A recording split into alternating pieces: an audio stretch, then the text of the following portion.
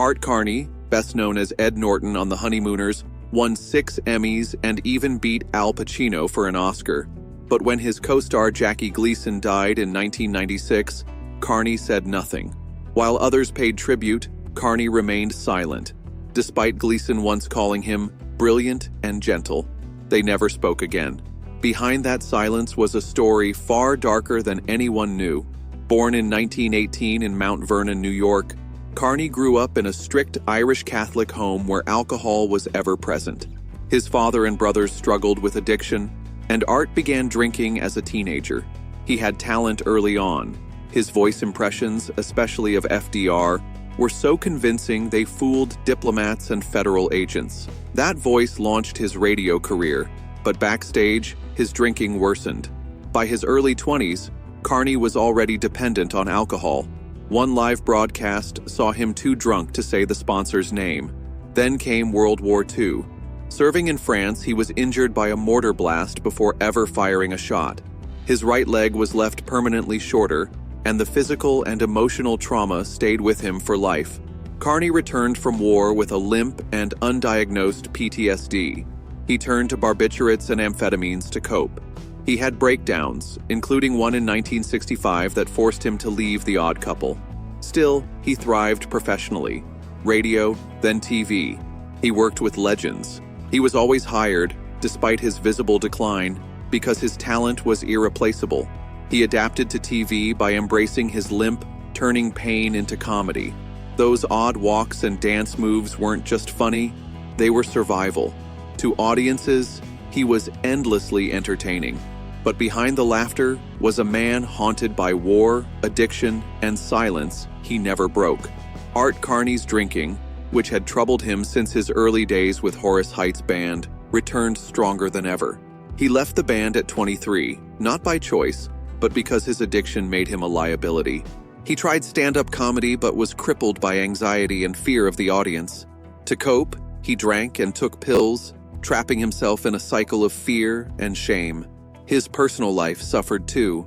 Married to his high school sweetheart Jean Myers, with 3 children, their marriage strained under his addiction. Carney nearly missed his big break on television because he didn't believe he belonged. When cast alongside Jackie Gleason on Cavalcade of Stars in 1951, he doubted his worth. But that sketch became The Honeymooners, introducing the iconic Ed Norton. Behind the scenes, Carney's perfectionism clashed with Gleason's desire for spontaneity. Carney rehearsed relentlessly and even wore special shoes to hide a war injury limp. The pressure of performing live, with last-minute script changes, drove him deeper into alcohol and pills. When The Honeymooners ended in 1956, Carney found relief from the chaos. Freed up, he made a successful Broadway debut in The Rope Dancers, and later became the original Felix Unger in The Odd Couple in 1965, a role that showcased his talent and complexity. But while his career thrived, his personal life fell apart. His 25-year marriage broke down, and years of addiction to alcohol and drugs took a heavy toll. Carney's life spiraled as his addiction worsened, and his marriage to Jean ended in 1965. Strangely, he began embodying his character Felix Unger offstage, developing compulsive behaviors like obsessively stacking coins in perfect order, so severe that it disrupted performances. The line between actor and role blurred into a cage. By October 1965, after just 7 months of The Odd Couple, Carney suffered a full mental and physical breakdown and spent nearly 6 months in a psychiatric hospital. Despite his acclaimed portrayal of Felix, praised by critics and peers, he was passed over for the 1968 film adaptation in favor of Jack Lemmon, likely due to concerns over Carney's health and addiction history. The film's huge success haunted him, deepening his sense of loss. Friends noticed Carney slipping again as he mimicked Felix's obsessive habits off stage, a clear sign of his unraveling. But in 1966, Jackie Gleason reached out to him, coaxing Carney back to The Honeymooners revival. The return was magical. Carney won 3 consecutive Emmys from 1966 to 1968, performing musical numbers and bringing Ed Norton's charm back to life. Carney later admitted that playing Norton saved his life during those dark years. Yet behind the scenes, alcohol still gripped him tightly. His health and appearance declined rapidly. He drank nearly a fifth of whiskey daily, struggled with tremors, memory lapses, and was often found passed out by the crew who shielded his reputation. After the 1969 season, Carney made a rare, courageous choice. He voluntarily checked himself into the same Hartford psychiatric hospital for 4 months. This time, it wasn't just a break.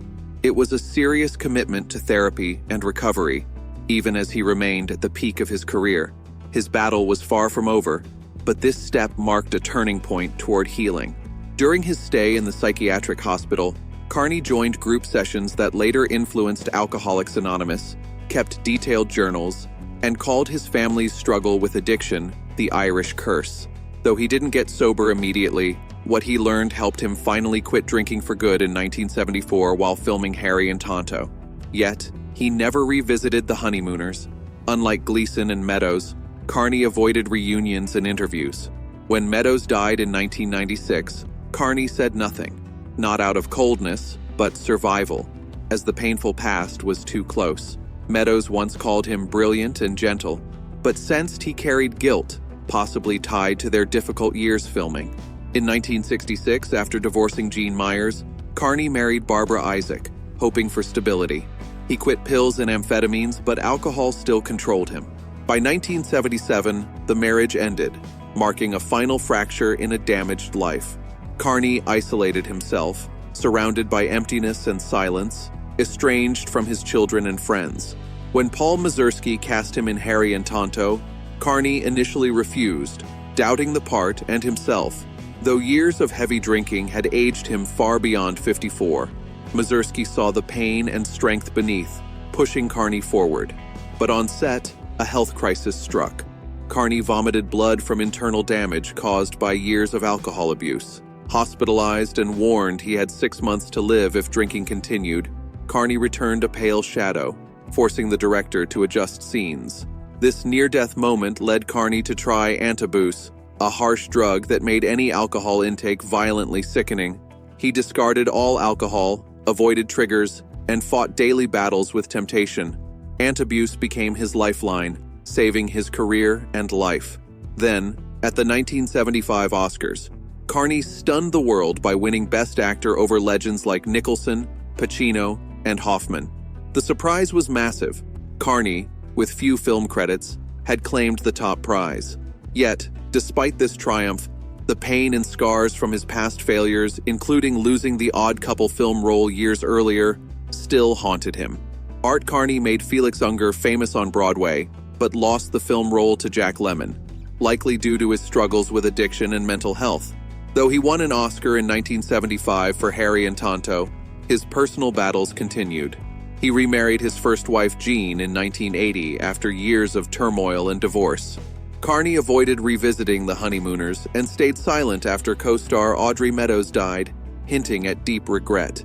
He lived quietly, remained sober for nearly 30 years thanks to treatment, and acted sporadically before retiring. He died peacefully in 2003 at 85, having finally found calm and closure away from the spotlight. Please subscribe to our channel for more videos, and don't forget to press the bell icon.